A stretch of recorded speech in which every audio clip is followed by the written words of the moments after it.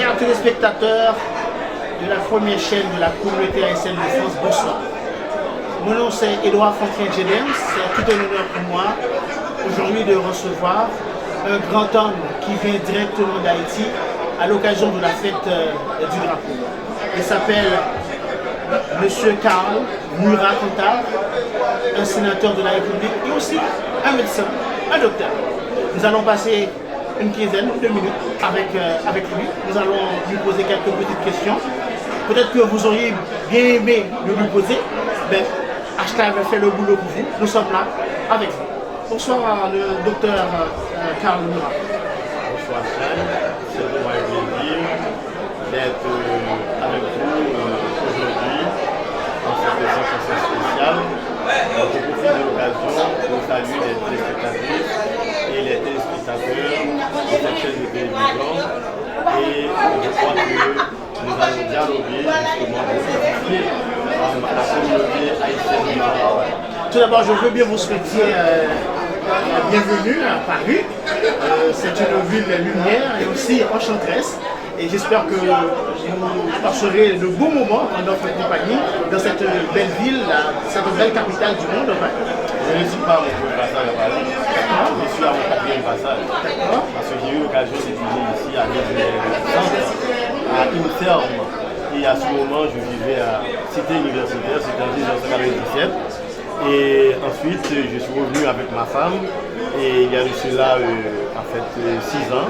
Et l'année dernière, j'étais aussi en vacances avec ma famille. Et cette année encore, je suis passé. Et parce que j'ai été invité par une organisation, Solidarité Chive Haïti, à l'effet de voir dans quelle mesure on peut travailler à la modernisation de la santé chez nous et particulièrement dans mon département, le département de l'Antibes. Vous êtes chez vous. Merci. Encore une fois, bienvenue. Alors justement, Monsieur Cantave, nous sommes le 18 mai 2017 aujourd'hui. Alors qu'est-ce que cette date représente encore pour vous et pour la République d'Haïti? Cette date, c'est une date charnière. C'est une date importante pour nous dans la mesure où c'est une date qui inaugure notre indépendance. Le 18 mai 1803 à la KR, on se souvient, on avait eu en fait notre premier drapeau avec Catherine Flon qui a cousu ce drapeau qui représente le symbole, je dirais, de notre souveraineté, le symbole de la liberté, n'est-ce pas, d'Haïti. Donc cette date est pour nous une date primordiale dans la mesure où cette date nous a permis de nous rappeler que nous avons été libérés des affres de l'esclavage. Alors malgré tous les problèmes, malgré toutes les difficultés que rencontre Haïti, malgré certaines ingérences, alors on peut continuer à être fier de cette date? Je pense que nous pouvons continuer à être fiers puisque Haïti n'est pas encore morte. Haïti existe encore. Haïti peut aller de l'avant. Haïti peut sortir de cette situation où elle se trouve aujourd'hui. On peut être encore fier, je dirais, tant qu'il y a des hommes comme vous, comme moi, comme bien d'autres Haïtiens, qui sont dévoués à transfigurer leur pays. J'estime que nous ne devons pas désespérer. Cette date, normalement, symbolise l'unité chez nous. Cette date symbolise l'union, n'est-ce pas, sacrée entre les Haïtiens. Et cette union devrait procurer la paix, la tranquillité, la sérénité au niveau du pays, en vue de travailler au progrès de ce pays. Mais malheureusement, comme vous l'avez constaté, il y a chez nous une grande polarisation, n'est-ce pas, entre les partis, et nous sommes en train de nous entretuer, nous sommes en train de nous entre-déchirer malgré cette date, mais cependant, nous ne devons pas désespérer parce que nous sommes encore là et nous pouvons, en tant qu'acteurs du changement, apporter, je dirais, la révolution, faire la révolution nécessaire à la transfiguration de notre pays. En tant que sénateur, vous faites partie du pouvoir législatif. Alors, qu'est-ce que votre rôle peut signifier pour ce pays? Alors, en d'autres termes, je voulais dire, est-ce que vous seriez donc prêt à voter des lois afin de faire régner l'ordre et rétablir la justice dans ce pays? Ce que nous voulons actuellement dans ce pays, c'est la justice sociale, particulièrement l'égalité des chances. C'est ça, l'égalité, n'est-ce pas, des chances entre les Haïtiens, comme tu dis, et je parlerai même d'équité à un certain degré. Donc je suis au niveau du Parlement actuellement et même si la Constitution définit clairement le rôle que nous avons à jouer au niveau du pays, nous avons tout d'abord une fonction d'élaboration de loi, une fonction législative qui nous incline, qui nous permet d'élaborer des lois. Nous avons une fonction de contrôle, c'est la fonction de contrôle de l'exécutif et aussi une troisième fonction, une fonction juridictionnelle. En termes de fonction législative, les autres, dans le cadre du changement voulu, dans le cadre du changement désiré, dans le cadre, je dirais, de cette transfiguration de la société haïtienne, nous sommes venus avec plusieurs lois. Nous sommes venus avec près de 8 lois que dans une année, nous avons déjà déposé au niveau du Sénat de la République. Nous avons déposé la loi sur la couverture universelle en santé. Nous avons déposé la loi sur la gratuité réelle de l'éducation. Nous avons déposé la loi sur le crédit universitaire. Nous avons déposé la loi sur la subvention des engrais. Nous avons déposé aussi la loi sur le crédit agricole, le financement agricole et pourquoi pas l'assurance agricole. Et nous avons à déposer d'autres lois encore, la loi sur la standardisation de l'éducation qui très bientôt sera déposée. Nous avons une dernière loi que nous allons déposer dans 1 ou 2 semaines au niveau du Sénat à la réouverture puisque nous sommes en vacances pour 2 semaines. C'est la loi sur la réforme du secteur santé. Un secteur qui ne marche pas, un secteur qui est grabataire, un secteur, n'est-ce pas, qui est abattu. Il faut qu'il y ait des gens, n'est-ce pas, à voter des lois et à permettre de les appliquer pour que justement on arrive à faire le changement au niveau du système santé de manière générale. Vous vous êtes dit, vous avez un slogan que vous avez même formulé avant d'être sénateur. Vous vous êtes dit que vous serez donc le défenseur des lois pour l'accès à la santé et l'éducation pour tous et la protection de l'environnement. Êtes-vous fier encore de vous-même? Je suis fier parce que j'ai déjà déposé des lois qui prouvent que je n'ai pas menti. La loi sur la gratuité de l'éducation, la loi sur l'encadrement des professeurs. Je m'étais dit que je serais là pour ça, le défenseur des professeurs. Oui. Je le suis parce que je viens de déposer une loi au niveau du Parlement qui est la loi sur l'encadrement des professeurs qui consiste à améliorer, qui va contribuer à améliorer les conditions, n'est-ce pas, des professeurs afin de les motiver à en fait former davantage nos jeunes. Il y a de cela quelques mois, le système sanitaire en Haïti ne marchait pas du tout. Les hôpitaux avaient besoin des appareils de dialyse, il n'y en avait pas. Beaucoup de personnes mouraient à cause de manque de soins à l'hôpital. Je sais que vous êtes en connaissance de tout ce que je suis en train de vous dire. Alors pourquoi, même étant un défenseur, comme vous vous êtes donné comme ce rôle de défendre des lois de la santé en Haïti, pourquoi malgré tout ça ne marche pas? Il y a encore des lenteurs. Pourquoi? Je viens d'arriver. Je viens d'avoir une année au niveau du Sénat. Comme je l'avais promis au niveau de ma campagne électorale, j'ai déposé la loi sur la couverture universelle en santé. Et à côté de ça, j'ai aussi eu des rencontres répétées avec le président de la République où j'ai parlé de l'augmentation du budget de la santé et aussi j'ai contacté, je dirais, la société civile médicale et avec laquelle je me suis assis pour voir dans quelle mesure on peut avoir un PPP, un partenariat public-privé. Parce que le problème que nous avons aujourd'hui au niveau du secteur santé, c'est d'abord un problème d'organisation interne et externe, c'est vrai, un problème de gestion, il est vrai, mais c'est aussi et surtout un problème de finances que nous avons. Parce que nous sommes couverts à 52% par la communauté internationale en termes de financement du secteur santé, 38% par les ménages et seulement 5% par l'État haïtien. Nous autres, nous voulons intervenir, je dirais, pour inverser le ratio en termes de participation de l'État haïtien dans le financement du secteur santé. Donc, ces 52%, on veut que ce soit le trésor haïtien qui arrive à couvrir dans peu de temps ces 52%. Vous voyez? Donc, nous sommes venus avec une politique de financement pour pouvoir résoudre, je dirais, le problème de financement. D'ailleurs, l'augmentation du budget de 4,7% qu'il est actuellement, on va passer à 10% dans le prochain exercice fiscal. et pourquoi pas arriver à 15%, qui est le référentiel, la norme demandée par l'Organisation mondiale de la santé. Et à côté du budget qu'on va augmenter, on vient avec la couverture universelle en santé, où il y a deux schémas. Le schéma contributif, où tous ceux-là qui travaillent sont obligatoirement, sont donc obligés de se faire assurer. Et ceux-là qui ne travaillent pas, nous sommes venus avec une loi, la loi sur le FONASA, le Fonds national d'appui à la santé, qui va nous permettre de collecter des taxes sur la cigarette, sur l'alcool, sur les produits de luxe, sur, je dirais, en fait, et certaines personnes et riches, pourquoi pas. Et nous allons aussi collecter des taxes et avoir des contributions de la part de certaines organisations sur place, OAVCT, ONA, etc. Ça va nous permettre d'avoir ce qu'on appelle un dividende de l'ordre de 300 millions de dollars américains par année et qui vont alimenter le FONASA.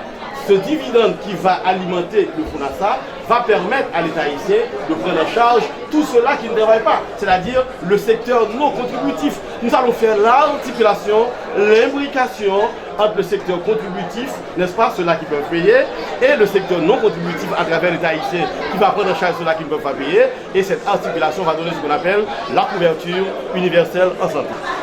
Donc, il y a trois sources. Il y a tout d'abord la couverture universelle qui va nous permettre d'injecter des fonds dans le secteur, donc à partir des institutions de prestation, de services. Deux, il y a le budget qu'on va augmenter, qu'on va mettre à point. Et trois, il y a le PP, le partenariat public-privé que nous allons implémenter, que nous allons opérationnaliser. Nous allons demander à l'État de faire un partenariat avec le secteur privé. Et l'articulation de ces trois éléments va nous permettre d'injecter des fonds au niveau du système pour sortir de cette léthargie financière dans laquelle nous sommes depuis trop longtemps déjà. Vous avez fait partie de la conférence du 28 avril. La conférence du 28 avril, qui a rapport à quoi? Cette conférence stipulait la santé pour tous, un défi à relever en Haïti. Vous vous souvenez de cette conférence? Je n'étais pas au niveau de cette conférence, mais j'avais participé le 7 avril à des émissions au niveau, je dirais, de différentes stations de presse. Ils ont prévu plus de 5 milliards de gourdes, donc 3,3 milliards seraient donc disponibles pour des fonds de fonctionnement et des frais d'investissement. Ça ne suffira pas pour relever le niveau de la santé chez nous. Pourquoi la santé est un défi? Et il faut relever ce défi. En tant que président de la commission santé du Sénat, je suis en train de m'articuler avec le président de la République, avec le Premier ministre, avec le ministre de la Santé publique pour voir comment est-ce qu'on peut adresser les défis auxquels la santé est confrontée. Mais pour sortir, n'est-ce pas, il faut justement, pendant que nous injectons des fonds au niveau du secteur, il faut que nous puissions faire la transformation profonde, la transformation réelle du secteur santé, c'est-à-dire passer par l'organisation externe du secteur et la réorganisation interne du secteur. Et parlant de réorganisation interne, nous devons viser ce qu'on appelle l'autonomie des hôpitaux, où les hôpitaux seront appelés à fonctionner sans grande influence, je dirais, de certains appareils étatiques et de certains, je dirais, milieux politiques. Par exemple, au niveau de nos différentes institutions, ce sont les députés, ce sont les sénateurs, ce sont des ministres qui envoient les gens qui ne sont même pas formés, alors que des cadres formés restent à l'extérieur. Ils ne peuvent pas offrir le service, puisque l'argent est déjà dévoré par des gens qui ne sont pas de qualité. À partir de ce moment, nous pensons qu'il faut faire cette grande réforme en termes de gestion, et cette réforme en termes de gestion doit passer par l'autonomie de nos hôpitaux, et nous allons travailler pour que, justement, dans 10 ans, dans 15 ans, dans 20 ans, il y ait des chefs d'État, n'est-ce pas, de la France, des chefs d'État des États-Unis, des chefs d'État de Cuba, des chefs d'État, je dirais, en fait, de la République dominicaine, partout, du Brésil, partout, qui viennent chercher des soins en Haïti. Nous voulons donner, je dirais, un certain impétus à la santé chez nous, de temps en temps que on serait, n'est-ce pas, on sera une référence de les faire aller à venir, une référence au niveau de la santé. C'est mon souhait. Je suis un malade, je suis un passionné, je suis un fou de cette transformation, de cette modernisation au niveau du secteur santé. Nous allons travailler pour opérationnaliser, je dirais, cette transformation. Nous allons travailler pour arriver à asseoir cette transfiguration de ces secteurs. Honorable sénateur Cantave, merci déjà d'avoir pris du temps pour répondre à nos questions. Mais justement, nous sommes déjà, il y a déjà de cela 3 mois, depuis qu'il y a un gouvernement qui s'est investi en Haïti. Alors, si vous, personnellement, vous auriez fait un bilan de ce gouvernement, qu'est-ce que vous en auriez dit? Je dirais que c'est un gouvernement qui se cherche. Un gouvernement qui est en train de poser des pions préliminaires et le gouvernement est en train de se chercher. Le gouvernement, ce n'est pas la présidence. Alors, on va être bref, la présidence a 3 mois, mais le gouvernement n'a pas encore 3 mois. Or, le gouvernement, c'est le bras opérationnel, d'une certaine manière, de la présidence. Or, le gouvernement n'a que 50 ou 60 jours depuis qu'il est là, on ne peut pas l'évaluer. Donc, d'ordinaire, la norme, c'est 100 jours, n'est-ce pas, à travers le monde, c'est 100 jours. Donc, je pense que c'est prématuré. Mais d'autant plus, le président est en train de travailler, le président est en train de répondre, je dirais, à ses promesses, aux promesses qu'il avait faites. Je pense qu'il est encore prématuré pour dire que le président a bien ou a mal travaillé. Est-ce que vous êtes accroché à la caravane? Je suis accroché à la caravane. Je pense que c'est une très bonne activité. Vous n'étiez pas là lorsque j'étais là au niveau de la caravane. Au lancement de la caravane, j'étais là. Et je crois que c'est une très bonne initiative. Vous étiez au Gonaïve de l'Artibonite? J'étais dans la vallée de l'Artibonite à La Grange au moment du lancement de la caravane. Et je pense que c'est une très bonne activité. Et je pense que c'est une très bonne initiative. Le président avait fait la promesse au niveau de sa campagne électorale. Il est en train, ne voulant pas parjurer ses promesses, il est en train maintenant de s'exécuter. Il est en train de répondre aux promesses qu'il avait faites. Mais c'est un lancement. C'est un lancement. Il faut attendre, il faut attendre. Cher sénateur, est-il normal que le président Ruben se déplace à chaque fois avec la caravane? Est-il normal? Le président, il avait fait aussi une promesse au niveau de la campagne électorale. Il avait dit qu'il serait sur le terrain 2 jours par semaine et 3 jours. Donc c'est un président de terrain. Le président avait promis. Il y a plusieurs présidents de terrain. Le président Kagame, que je vais visiter demain du côté de Rwanda, c'est un président de terrain. Donc, c'est un président de terrain qui n'est pas comme les présidents antérieurs. Peut-être c'est un président atypique, mais c'est un président quand même, un président de terrain qui s'investit dans le terrain pour voir dans quelle mesure il peut changer les choses, il peut superviser les choses. Il ne peut pas tout superviser, il a un gouvernement. Mais étant donné que, je dirais, l'agriculture était l'ossature principale de sa campagne, était l'épine dorsale de sa campagne, donc il est obligé de se déplacer pour voir comment ça se fait. Puisque c'est une promesse formelle qu'il avait faite à la nation haïtienne, il est en train de voir est-ce que cette promesse est en train de s'opérationnaliser, est en train d'atterrir. Mais c'est normal. Mais le problème, c'est que... de mettre dans l'ombre les autoresponsables, comme les ministres, les directeurs, qui devraient être normalement faire marcher la caravane, mais pourtant c'est le président lui-même. Le président est là chaque week-end. Les ministres ont 4 jours, n'est-ce pas? Ce n'est pas une perte de temps? Non, pas une perte de temps. Il fait superviser, il supervise. Il fait son expérience en tant que président. Il y a d'autres secteurs, par exemple, il y a d'autres entités qui sont là, que les entités jouent leur rôle. Je dirais, en fait, pendant toute la semaine. Le président ne parle que le vendredi. Vendredi, il visite la vallée. Il voit comment, qu'est-ce qui se passe. Il supervise pour voir est-ce que le travail, n'est-ce pas, qui est donné, est fait. Tu comprends? Donc c'est ce que fait le président. Mais les autres entités, elles ont toute la semaine pour aller sur le terrain faire le travail. Donc le président sort en supervision. Qu'est-ce que vous attendez de cette caravane? J'attends que la caravane arrive à l'autosuffisance alimentaire. J'attends que la caravane permette qu'il y ait une très grande exploitation. Et j'aimerais que la caravane aussi, j'attends à ce que la caravane nous apporte des devises, n'est-ce pas, in fine, dans le pays, parce que nous avons un problème financier crucial au niveau d'Haïti. Donc la caravane va nous permettre d'avoir l'autosuffisance alimentaire, un grand taux, je dirais, d'exportation, et aussi avoir une devise. Je sais.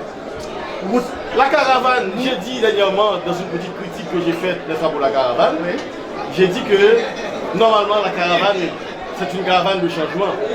En tant que caravane de changement, cette caravane n'a pas été étiquetée agriculture. On a dit tout court caravane de changement.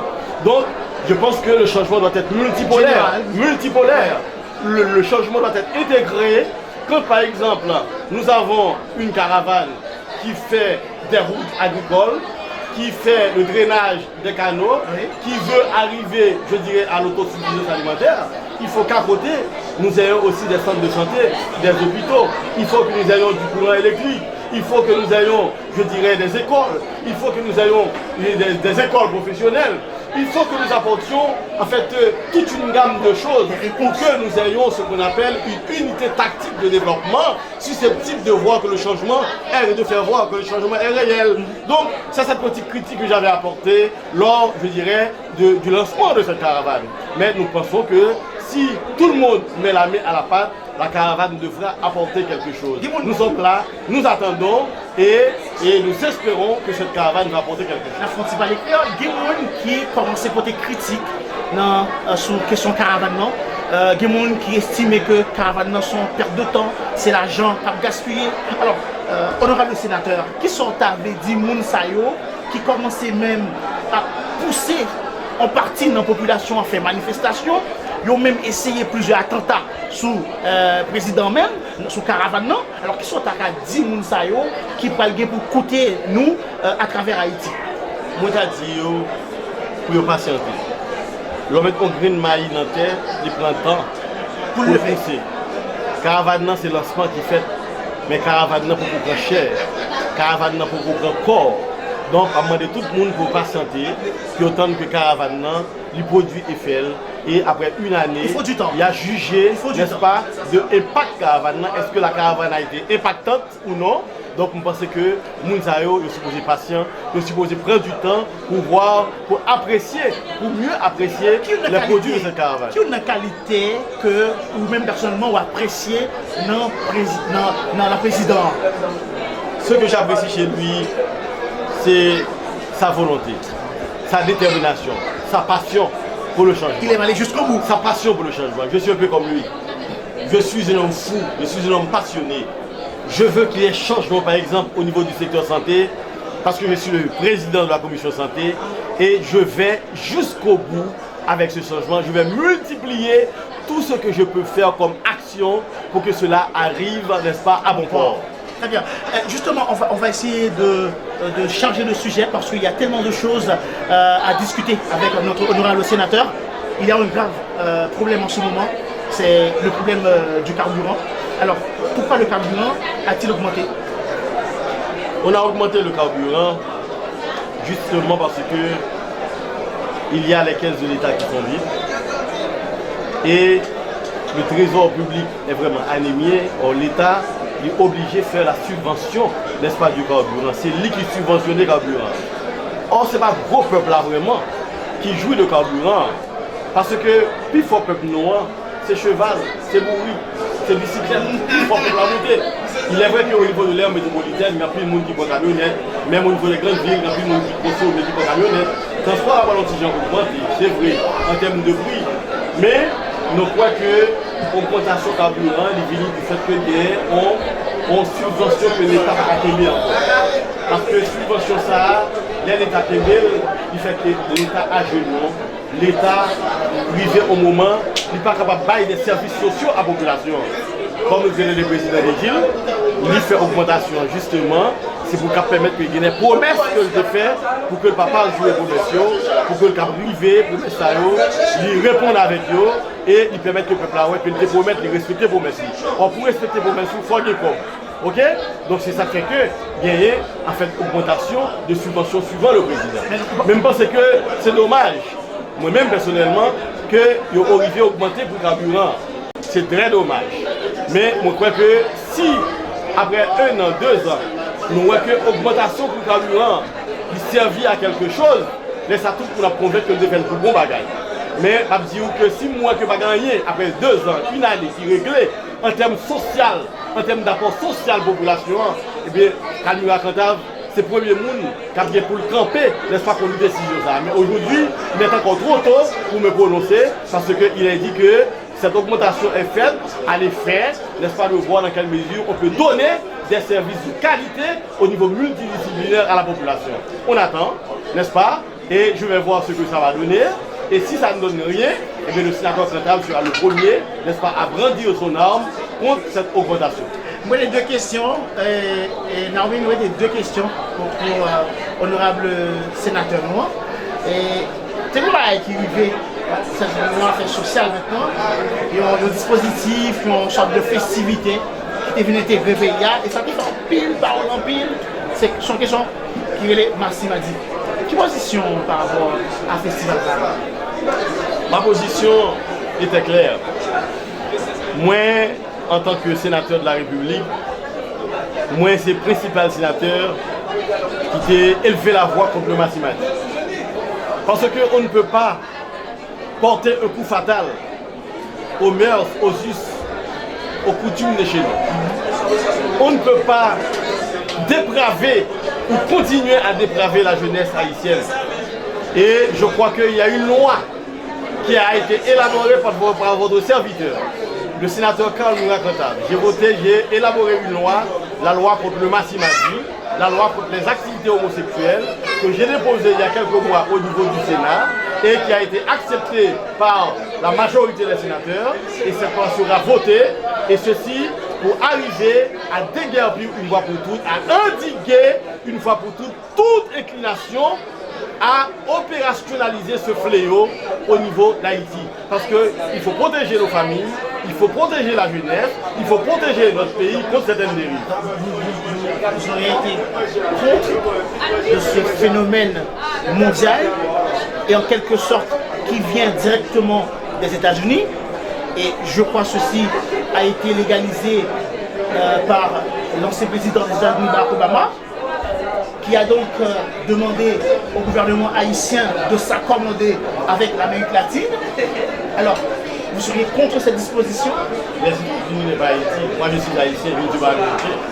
Je ne suis pas obligé de me plier aux quatre volontés du président Obama. Le président Obama était le président des États-Unis. Moi-même, je suis un parlementaire, un sénateur haïtien. Les États-Unis ont leurs mœurs, leurs coutumes, nous avons nos mœurs, nos coutumes, nos us. Donc je ne suis pas obligé d'emboîter le pas à ce que veut, n'est-ce pas, en fait, ce pays. Donc je crois qu'aujourd'hui, nous sommes souverains. Aujourd'hui, je dois dire que nous sommes adultes. Nous avons notre liberté. C'est ce que nous fêtons aujourd'hui, le drapeau haïtien, qui prouve que nous sommes indépendants, nous sommes souverains. Donc nous avons nos mœurs, nos coutumes, nous avons notre culture, nous devons respecter l'expression de notre culture. Ça ne passera pas. Nous devons faire en sorte que nos familles soient respectées, la jeunesse, n'est-ce pas, soit respectée et soit protégée contre toute dérive, n'est-ce pas, qui vient de l'extérieur. Alors, sénateur, merci pour franchir pour façon répondre nous à la question. Et dernièrement, c'est un paquet de paroles qu'il a fait ni dans la Chambre des députés, ni dans la Chambre sénateur, concernant le comportement de certains sénateurs gagnants et médiocrité qui la caille parlementaire. Comment sentez-vous par rapport à nos collègues? Je suis un collègue, sénateur comme les autres. Je ne crois pas qu'il y ait une différence entre nous. Nous sommes tous des sénateurs. Donc nous sommes là pour nous défendre la population haïtienne, le peuple haïtien, pour parler en leur nom, pour prendre des décisions à côté de l'exécutif en leur nom. Donc, en tant que sénateur, j'estime que je suis légal des autres sénateurs et nous travaillons ensemble à ce point de vue à en fait, améliorer le sort des Haïtiens. Pas quelques comportements qui choquaient vous? Je n'ai pas à commenter les comportements de mes collègues. D'accord. Bon, nous arrivons enfin et interview nous avec honorable sénateur qui c'est M. Karl. M. Karl qui était de passage à Paris pendant un gros événement qui s'est fait bicolore, 18 mai. Et est-ce que vous auriez un dernier mot à dire à la population, aux téléspectateurs de Hashtag qui vous regardent en ce moment? Le dernier mot que je dirais à la population, à la communauté haïtienne de France, et des Antilles aussi, je dirais à cette communauté que nous sommes ici, au niveau de Paris, justement parce que nous voulons implémenter un changement au niveau de la santé.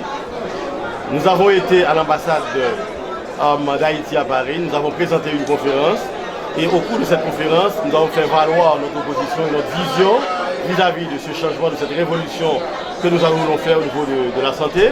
Et il y a l'État haïtien qui va contribuer à travers le budget haïtien. Il y a aussi le PPP que nous allons implémenter. Il y a la couverture universelle de la santé que nous allons faire.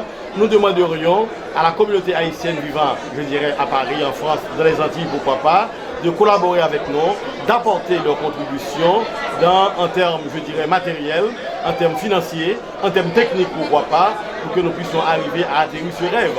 Et particulièrement les Saint-Marcois, les Artiboniciens vivant ici au niveau de Paris, au niveau de la France et des Antilles, nous leur demanderions, n'est-ce pas, de se joindre à nous de cœur et d'esprit pour que nous puissions reconstruire l'hôpital Saint-Nicolas de Saint-Marc et aussi permettre à des cadres haïtiens de venir se former ici, n'est-ce pas, à Paris ou dans les Antilles, pourquoi pas, n'est-ce pas, de sorte que nous puissions arriver à mettre à la disposition des hôpitaux que nous aurons à édifier, à ériger des cadres valables, capables de modifier le cours des choses, capables d'offrir des prestations de qualité à la population haïtienne et en particulier à la population antibonicienne.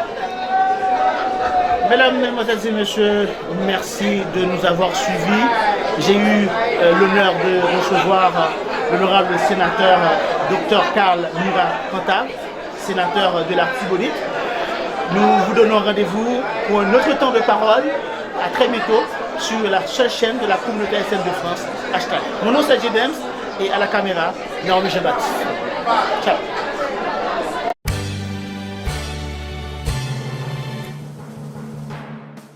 Pour le pays, pour les ancêtres, marchons unis, marchons unis.